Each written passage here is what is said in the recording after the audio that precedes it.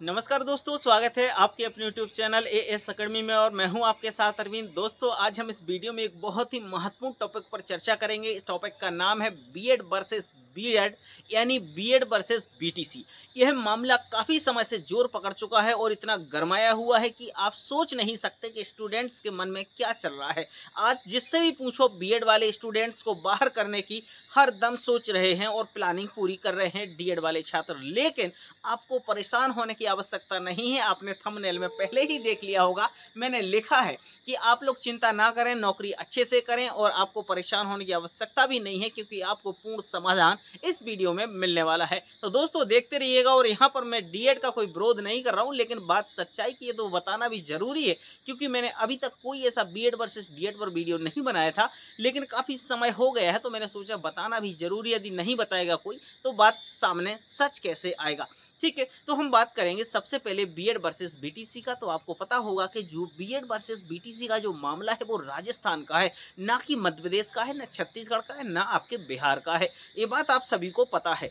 दूसरी बात मैं सिंपल सिंपल शब्दों में आपको बताऊं, आपने जब नोटिफिकेशन आया था, नोटिफिकेशन में बात बिल्कुल आपने क्लियर देखी होगी और वहां पर मेंशन भी थी कि आपको न्यूनतम योग्यता जो है 50% के साथ बीएड भी हो सकती है आपके पास। बीएड के साथ में यदि आप नियुक्ति लेते हैं तो आपको 6 मंथ का ब्रिज कोर्स करना अनिवार्य है। यदि आप ब्रिज कोर्स नहीं करते हैं तो आपकी नियुक्ति पर विचार किया जाएगा। ये बात सभी ने देखा है, ये पॉइंट लिखा है।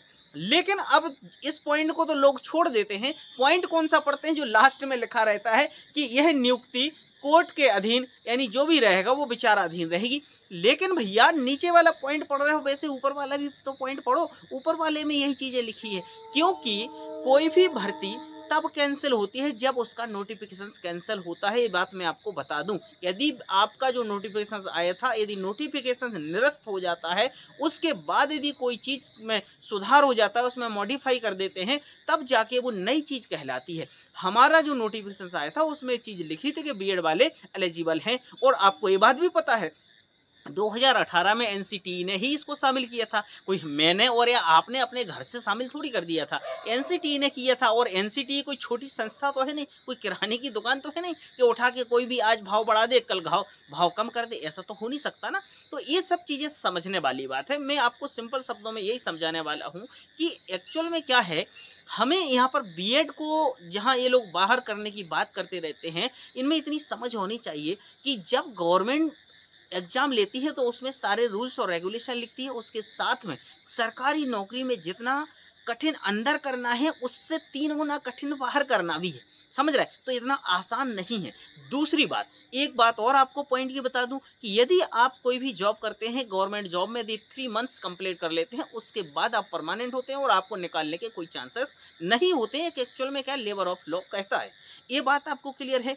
दूसरी बात, बहुत सारे बीएड वाले ऐसे भी मेंटली परेशान हैं, क्योंकि ये डीएड वाले ऐसे हैं, बहुत सारे लोग वो लोग हैं कि जो फेल हो चुके हैं, जिनके मार्क्स अच्छे नहीं आए हैं। उनको पता है कि हमारी नियुक्ति दूर दूर तक नहीं हो सकती है, इसलिए वो लोग अब आपको मेंटली टॉर्चर कर रहे हैं, मेंटली परेशान कर रहे हैं कि आप लोग परेशान रहें और आप अपनी नौकरी करें या ना करें, हमें तो आपको परेशान करना है। उनने अपना ये मोटिव बना लिया, उनका ये मकसद है। इसलिए मैं आपको बार बार कह रहा हूँ कि अब आपको परेशान होने की आवश्यकता नहीं है। आपकी जॉब लग गई, आपकी नियुक्ति हो गई, तो आप फ्री माइंड नौकरी करें, आपको कोई बाहर नहीं निकाल रहा है। यदि सरकार ब्रिज कोर्स कराएगी तो आपको ब्रिज कोर्स करना है। सरकार कोई बीच का रास्ता निकालेगी तो अपन को उससे सॉल्यूशन मिलेगा, क्योंकि सरकार यदि अपने पक्ष में नहीं होती तो सरकार नियुक्ति ही नहीं करती। सरकार अपने पक्ष में है तभी तो सरकार ने नियुक्ति की। इस बात को तो समझो, समझ रहे हैं ना। और दूसरी बात, सुप्रीम कोर्ट के आदेश की यदि हम बात करें तो अच्छी बात है, माननीय सुप्रीम कोर्ट का आदेश है, उसको मानना भी जरूरी है। लेकिन सुप्रीम कोर्ट ने ये नहीं कहा कि ये इस राज्य में लागू होगा। सुप्रीम कोर्ट ने पर्टिकुलर ना एमपी का, ना छत्तीसगढ़ का, ना बिहार का, ना किसी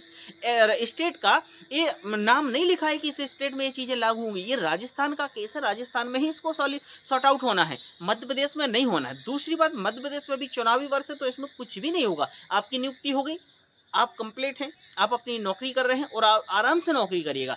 दूसरी बात, डीएड वाले छात्रों को मैं बता दूं, जहां उनको दिमाग लगाना चाहिए वहां दिमाग नहीं लगा रहे हैं।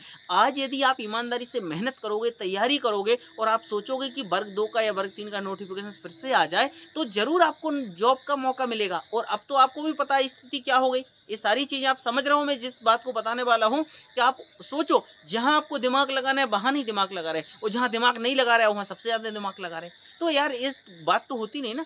इसलिए मेरे सभी शिक्षक साथी बीएड वालों से अपील है, उनसे निवेदन है, और उनको मेरा यही आग्रह है कि आप लोग परेशान ना रहें। अपनी जीवन में बहुत अच्छा परिवर्तन आने वाला है। एक नया मोड़ आएगा जो परिवर्तन लाएगा और बहुत अच्छा होगा, और हम आगे भी जाएँगे। इसलिए अपनी तैयारी भी जारी रखें। वर्ग 2 के लिए, वर्ग 1 के लिए, वर्ग 3 में आप नौकरी कर ही रहें तो करते रहें, और आपको मेंटली परेशान नहीं होना है, ना दिमाग को डिस्टर्ब करना है। अपनी नौकरी अच्छे से करना है और करते जाना है, ठीक है? और आगे भी करोगे और फ्यूचर में भी करते जाओगे, और यदि इसी में रहोगे तो रिटायरमेंट भी आपका होगा। इसलिए आप चिंता ना करें, अच्छे से रहें। अपने आस-पास में जो डीएड वाले छात्र हैं, जो भाई हैं, उनको ज़रूर समझाएँ कि आपको जहाँ दिमाग लगाना है वहाँ दिमाग लगाएँ, और बीएड में दिमाग ना लगाएँ, क्योंकि परेशान होने से कोई मतलब नहीं है। आप भी इस बात को भली-भाँति समझते हैं, हम भी इस बात को भली-भाँति समझते हैं कि कुछ भी नहीं होगा। लेकिन हाँ, नोटिफ़िकेशंस आएगा, आप मेहनत करोगे तो आपको नौकरी मिल जाएगी, है ना? आप अच्छे पद वृद्धि के लिए बात करोगे तो ज़रूर आपका सिलेक्शन हो जाएगा, आपको कट ऑफ कम जाएगा। लेकिन अब आप सोच रहे हैं यार यहाँ बाहर कर दो, आपको अच्छा लगेगा किसी की रोज़ी-रोटी पर पैर मार के, उसकी लात मार दो, उसके पेट में लात मारे अच्छी बात लगी? ऐसा नहीं है, ना ऐसा कभी करना चाहिए। किसी के पेट पर लात मत मारो, अच्छे से करो, अच्छी मेहनत करो। उन्होंने मेहनत की बीएड वालों ने, तो आप भी मेहनत करो, आप भी आगे आए और तैयारी करें, और वर्ग 2, वर्ग 3 में फिर से सिलेक्शन लें। आप लोग सब अच्छे से रहें। गुड नाइट, और फिर मिलते हैं हम नेक्स्ट टॉपिक के साथ। जब तक के लिए नमस्कार। कोई भी प्रश्न हो तो कमेंट बॉक्स में ज़रूर लिखिएगा। Thank you.